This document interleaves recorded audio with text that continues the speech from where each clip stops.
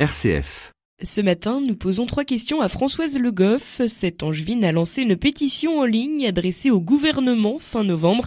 Elle réclame une loi pour que les parents maltraitants soient automatiquement déchus de leurs droits parentaux. Françoise Le Goff, bonjour. Bonjour. Cette pétition est née d'une histoire personnelle. Oui, tout à fait.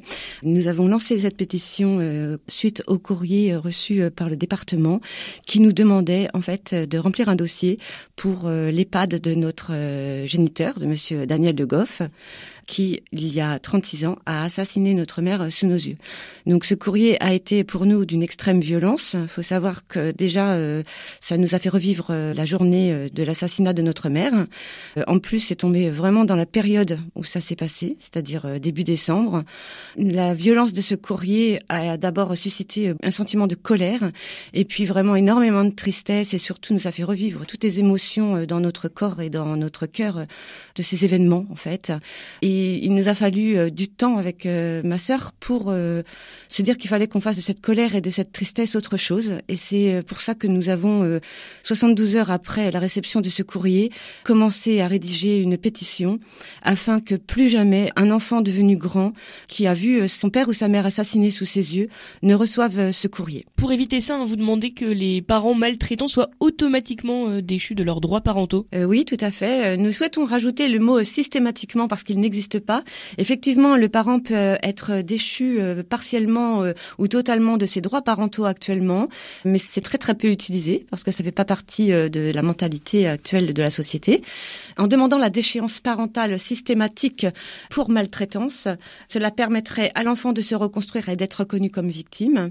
Nous proposons également de lier cette déchéance à l'obligation alimentaire et d'hébergement, ce qui n'est pas le cas aujourd'hui. C'est-à-dire qu'actuellement, un parent qui est déchu de ses droits parentaux, l'enfant est toujours redevable envers ce parent. C'est-à-dire que les administrations peuvent venir, comme nous aujourd'hui, 30, 40 ans après, chercher cet enfant et lui demander d'aider ce parent maltraitant.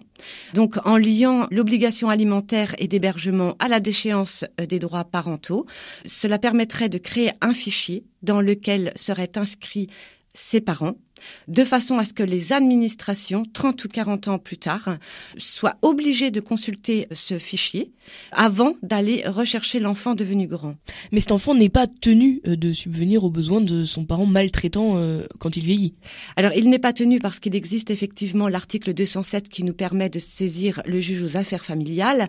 Par contre, nous sommes obligés de faire cette démarche et aujourd'hui, nous disons que cet article ne nous suffit plus parce qu'il ne nous empêche pas de revivre notre passé. De plus, cet article nous oblige à prouver ce fait. Nous, ce que nous souhaiterions, que ça soit le contraire au final. Ça soit les administrations qui, en allant chercher dans ce fichier, voient qu'elles n'ont pas à nous interpeller dans notre vie aujourd'hui. Puis en plus, vous savez jamais quand est-ce que vous allez l'attraper dans sa vie. Moi, si ça avait été dans une autre période, j'aurais pu en mourir de ça. Merci Françoise Le Goff. Votre pétition en ligne, un fichier, une loi, a déjà recueilli 1700 signatures en un mois et demi.